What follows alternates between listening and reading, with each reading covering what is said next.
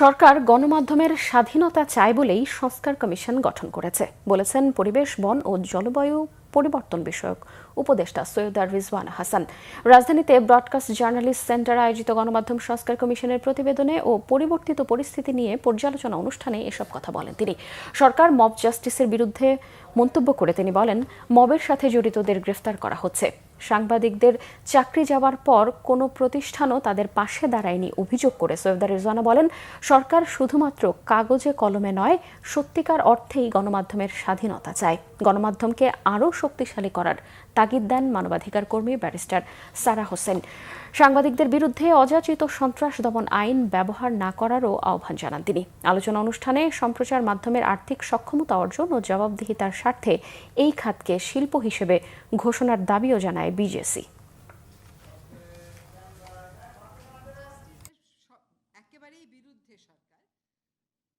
গণমাধ্যমকে জাতীয় স্বার্থেই একটা সেন্স অফ সিকিউরিটি দিতে হবে। এগুলো আমাদের জাতীয় স্বার্থের ব্যাপার।